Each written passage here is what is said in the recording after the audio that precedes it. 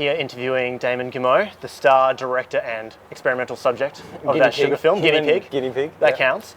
Damon, one of the more interesting things about the movie, and I think almost the most alarming thing, and what makes it so important, is that you went from 0 teaspoons a day to 40 teaspoons of sugar.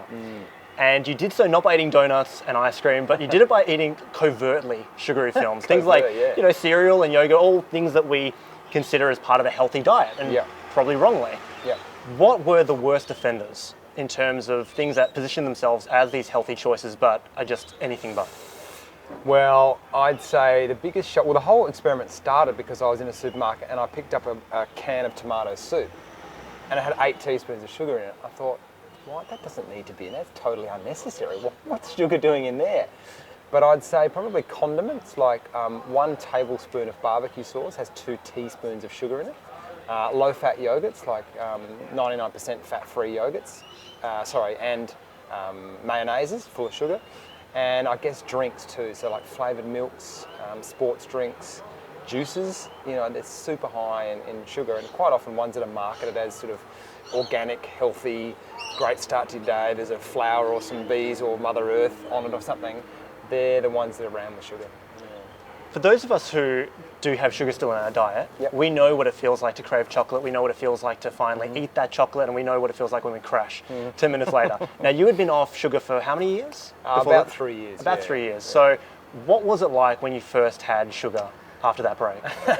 Well, I was really kind of naive. I was actually quite excited. I thought, great, I get to eat some sugar again. This is going to be great fun. My old friend reunited.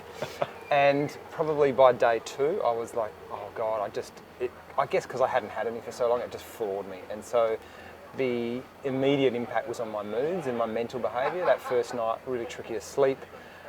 It was like sort of just being whacked again. And especially having that much, my system just wasn't ready for it. And your moods spike up and down. That's what the blood sugars do. So instead of feeling kind of calm and balanced and sort of stable like I get with these slower releasing foods, these natural foods, the minute you get that artificial up and down, I was exhausted, So the first week it really took me a long time to adjust to that feeling again because it had been so long since I felt it. Were you alarmed that even after a week your body did adjust to that feeling, or was it constantly jarring to keep taking the sugar as the weeks rolled on? No, it was that thing I think we talk about in the film where as humans we do adapt. You kind of get used to your surroundings, so you kind of go, well, this is just how I live now, and you kind of live with those up and down moods. And I think that's probably why the majority of people have never experienced what life can be like without it, because you've often had high sugar diets since you were children. That's kind of what we do here. And I dare say most people haven't gone maybe a whole day or 2 days without sugar their entire lives. So it's very hard to explain that feeling to someone that's never experienced that, which is like this sort of moment of clarity. You sort of burst through a cloud. That's what it was for me. And you go, oh wow, I just feel calmer all of a sudden. And so to go the opposite way of that, I was like, oh, that's right. This is what this feeling's like, of just constantly trying to drag yourself through the day and relying on your energy from the sugar instead of your own natural sources. Well, definitely now there is this awareness about sugar-free diets, maybe not so much in the US as you kind of discovered, certainly when you went to Kentucky and learnt about Mountain Dew Mouth. So can you tell me a little bit about how you first came across what that actually is and what it was like to confront it in the flesh? Well, I guess, the difference with America is that there's a really intertwined political system there, and the lobbying with the food industry and their politics is, we have aspects of it, but in America it's very, very entrenched in their culture. So their level of advertising to kids and their sort of promotion of sugary foods is just so much more intense than here. So people have been brainwashed, I guess, into the foods they eat. Mountain Dew Mouth came about because I was actually talking to another actor, Damon Gameau, who's a friend of mine at a cafe, and he said, I was just reading a story about this Mountain Dew Mouth in Kentucky, and I'd already started the experiment. We're about to go to America in 2 weeks. So we just rang up this guy, and he was very reluctant at first and said, oh, look, I've had a bit of grief from Pepsi, look, I'd rather stay away. And then we kind of sent him some more pitch docs and explained that we were trying to educate people. It was not dogmatic. We weren't sort of being an aggressive tone in the film.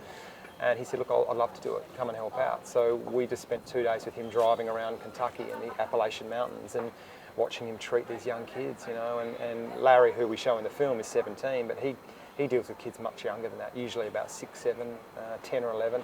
And again, they're having 10 to 11 teeth extracted every day from drinking this stuff, and juices as well. On a more micro scale, I guess, when you do come across people that say, I agree with the film, I agree with its message, but I have picky kids, it can be expensive sometimes to cut sugar out because of everything's cheaper, for instance. What are your sort of quick guide? What are your first steps? Like, what is the first thing people can do to just live a bit healthier? What we're trying to do really is we're actually not demonising sugar. We're actually not telling people to quit. We're saying, look, have your bowl of ice cream if you want to, but just maybe don't have the low-fat yogurt and the apple juice on the same day, because that's what's getting your sugar count up. So I guess it's just about empowering people to take more control of how much sugar they're actually having, and that's not a big change to make. It's just about being more aware.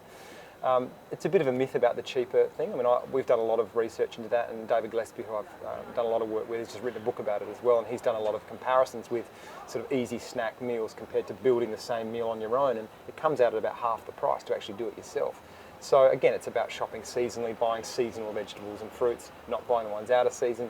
And I guess as I discovered is once you remove a lot of those kind of refined carbohydrates that make you snack a lot more, and you put some of those healthy fats back into your diet that have been missing since the low fat craze, you actually start to feel satiated and you feel fuller for longer. So you're not eating as much. You're only having a smaller amount of meals in the day and you're feeling full instead of just buying things to get through. So it kind of does even out. But look, that's going to take a long time. It's a totally new paradigm. It's going to take us a while to shift that, but it does feel like it's moving very quickly at the moment. And with social media, I mean, we see it on our Facebook page. It's just like wildfire. It's really going fast. Schools are starting to accept it. Teachers are wanting different ways of feeding their kids for concentration in class. So I think the whole food society and food will look very different in about 5 years.